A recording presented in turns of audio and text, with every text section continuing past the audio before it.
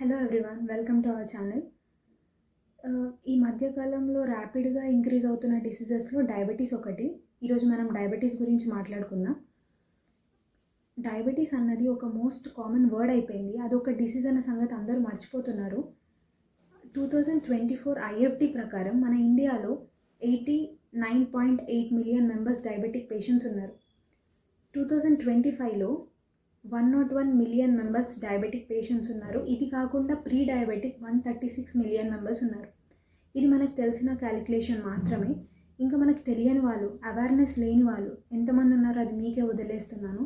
ప్రాపర్గా ట్రీట్మెంట్ లేక, వాళ్ళ సిమ్టమ్స్ తెలియక, వాళ్ళకి ఆ కండిషన్ ఉన్న సంగతి వాళ్ళకే తెలియక ఎంతమంది ఉన్నారో అది వాళ్ళకి అవేర్నెస్ కల్పించడానికి మేము ఈ యొక్క ప్లాట్ఫామ్ చూస్ చేసుకోవడం జరిగింది. మీరు దీనికి సపోర్ట్ చేస్తారని అనుకుంటున్నాము. డయాబెటీస్ గురించి మాట్లాడుకుందాం. ఎప్పుడైతే మన బ్లడ్లో గ్లూకోజ్ పర్సంటేజ్ అనేది హై ఉన్నప్పుడు దాన్ని డయాబెటిక్ కండిషన్గా చెప్తాం. మనం తీసుకునే ఫుడ్ లైక్ రైస్ అంటే కార్బోహైడ్రేట్స్, అది ఎప్పుడైతే మనం తీసుకుంటామో బ్రేక్ డౌన్ అయిపోయి ఎండ్ ప్రోడక్ట్ గ్లూకోజ్గా కన్వర్ట్ అవుతుంది. ఈ యొక్క గ్లూకోజ్ అనేది బ్లడ్లో ఫ్లో అవుతున్నప్పుడు ఏమవుతుందంటే మన బాడీలో ఉన్న ఒక ఆర్గన్, ప్యాంక్రియాస్ అనే ఒక ఆర్గన్ ఇన్సులిన్ అనే ఒక హార్మోన్ని రిలీజ్ చేస్తుంది. ఈ ఇన్సులిన్ హార్మోన్ ఏం చేస్తుందంటే ఈ యొక్క గ్లూకోజ్ అనేది సెల్ వరకు రీచ్ అయ్యేటట్టు చూస్తుంది. సెల్ వరకు రీచ్ అయ్యి ఆ సెల్ అనేది ఈ యొక్క గ్లూకోజ్ని యూటిలైజ్ చేసుకొని ఎనర్జీగా కన్వర్ట్ అవుతుంది. సో మీకు ఇది అర్థం కావడానికి నేను నార్మల్గా ఒక సింపుల్గా ఒక ఎగ్జాంపుల్ చెప్తాను. ఇది ఒక సెల్ అనుకుందాం, ఇది ఇన్సులిన్ హార్మోన్ అనుకుందాం. ఎప్పుడైతే మన బ్లడ్లో గ్లూకోజ్ లెవెల్ హై ఉన్నప్పుడు ప్యాంక్రియాస్ అనేది ఇన్సులిన్ అనే ఒక హార్మోన్ని రిలీజ్ చేస్తుంది.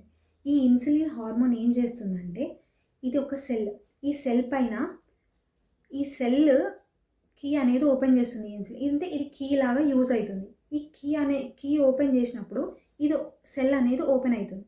ఈ ఓపెన్ అయినప్పుడు ఈ యొక్క గ్లూకోజ్ అనేది ఈ సెల్ లోపలికి వెళ్ళి అది మనకి ఎనర్జీని ఇస్తుంది.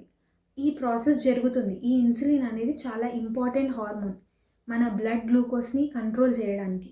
అయితే ఎప్పుడైతే ఒక పర్సన్లో ఇన్సులిన్ అనేది ఎనఫ్ సరిగా ప్రొడ్యూస్ కానప్పుడు, అసలు ప్రొడ్యూస్ అవ్వనప్పుడు మన బ్లడ్లో గ్లూకోజ్ లెవెల్ అనేది హై అయిపోతుంది. అంటే ఆ పర్సన్ డయాబెటిక్ పేషెంట్ అన్నట్టు. అర్థమైందని అనుకుంటున్నాను. ఇన్సులిన్ అనేది ఒక కీ లాగా యూజ్ అవుతుంది. ఎప్పుడైతే ఈ ఇన్సులిన్ అనేది పనిచేయలేదో బాడీలో, ఈ యొక్క సెల్ ఎప్పటికీ ఓపెన్ అవ్వదు. ఈ యొక్క గ్లూకోజ్ మాలిక్యూల్స్ అనేవి సెల్ లోపలికి ఎప్పటికీ ఎంటర్ అవ్వదు.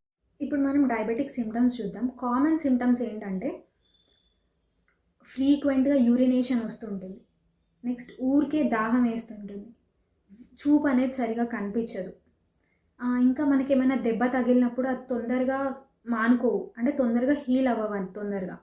అండ్ నెక్స్ట్ ఇది ఇలాగే వదిలేస్తే, మనం ట్రీట్మెంట్ తీసుకోకపోతే ఇది చాలా పెద్ద పెద్ద డిసీజెస్కే లీడ్ చేస్తుంది. మేనేజ్ చేయాలి.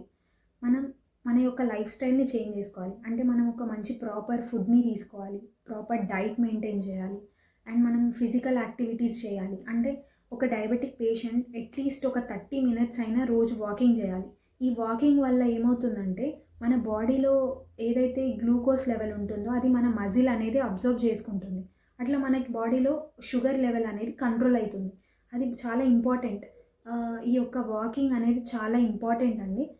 కంపల్సరీ డయాబెటిక్ పేషెంట్స్ అట్లీస్ట్ ఒక డేలో ఒక 30 మినిట్స్ అయినా కంపల్సరీ వాకింగ్ చేయాలి. అండ్ నెక్స్ట్ వచ్చేసి మెడికేషన్. డాక్టర్ ఏదైతే ప్రిస్క్రైబ్ చేస్తారో ఆ మెడికేషన్ని కంపల్సరీ ఫాలో అవ్వాలి.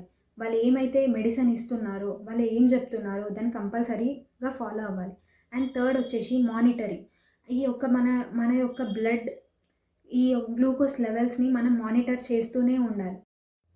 బ్లడ్ షుగర్ని కంట్రోల్ చేసే బెస్ట్ ఫుడ్ వచ్చేసి ఫస్ట్ నాన్ స్టార్చీ వెజిటేబుల్స్ అంటే బ్రకోలీ, స్పినాచ్ ఇలాంటివి, ఇంకా కుకుంబర్ ఇలాంటివి తీసుకోవాలి. నెక్స్ట్ వచ్చేసి ఫైబర్ రిచ్ ఫుడ్. ఎందులో అయితే ఫైబర్ కంటెంట్ ఎక్కువ ఉంటుందో అది చూసుకోవాలి. నార్మల్గా అయితే చియా సీడ్స్లో, ఫ్లేక్ సీడ్స్లో అండ్ నెక్స్ట్ లీఫీ వెజిటేబుల్స్లో హై ఉంటుంది, అలాంటివి తీసుకోవాలి డయాబెటిక్ పేషెంట్స్. అండ్ నెక్స్ట్ వచ్చేసి ప్రోటీన్, ఫ్యాట్ లేకుండా ప్రోటీన్ తీసుకోవాలి. అంటే చికెన్ బ్రెస్ట్ని తీసుకోవాలి, చికెన్ బ్రెస్ట్, ఇంకా సాల్మన్, ఎగ్స్ ఇలాంటివి తీసుకోవాలి. అండ్ నెక్స్ట్ వచ్చేసి ఫ్రూట్స్లో నార్మల్గా ఏదైతే గ్లూకోజ్ లెవెల్ హై ఉంటుందో అలాంటి ఫ్రూట్స్ని అవాయిడ్ చేయడం బెటర్. అందులో మ్యాంగో మెయిన్గా, బనానా, గ్రేప్స్ ఇలాంటివి తీసుకోవద్దు. తీసుకోవాల్సిన ఫ్రూట్స్ సిట్రిక్ ఫ్రూట్స్ అంటే ఆరెంజెస్, సిట్రిక్ ఫ్యామిలీకి చెందిన ఫ్రూట్స్ తీసుకోవాలి. నెక్స్ట్ వచ్చేసి యాపిల్ ఇలాంటివి తీసుకోవాలి. నెక్స్ట్ హోల్ గ్రెయిన్స్ అంటే బ్రౌన్ రైస్ ఇలాంటివి తీసుకోవాలి. Next good fats like avocado అలాంటివి. నెక్స్ట్ మోస్ట్గా ప్రిఫర్ చేసే డ్రింక్స్ ఏంటంటే herbal tea, next green tea, main important water. ఈ యొక్క ఫుడ్ని మీరు మీ డైట్లో ఉండేటట్టు చూసుకుంటే మీ యొక్క బ్లడ్ గ్లూకోజ్ లెవెల్ అనేది చాలా కంట్రోల్గా ఉంటుంది, మీరు చాలా హెల్తీగా కూడా ఉంటారు. And last but not least, నార్మల్గా జనరల్గా షుగర్ తిన్నంత మాత్రాన ఏమి షుగర్ రాదు. ఒక్కటి మాత్రం గుర్తుపెట్టుకోండి, షుగర్ తిన్నంత మాత్రాన ఏమి షుగర్ రాదు. కానీ షుగర్ వచ్చిన వాళ్ళు మాత్రం షుగర్ తినొద్దు, షుగర్ కంట్రోల్లో ఉంచుకోవాలి. అసలు షుగర్ని అవాయిడ్ చేయడం బెటర్, అది మన హెల్త్ గురించే. ఈ యొక్క ఇన్ఫర్మేషన్ మీకు నచ్చినట్టయితే please share, like, subscribe and thank you.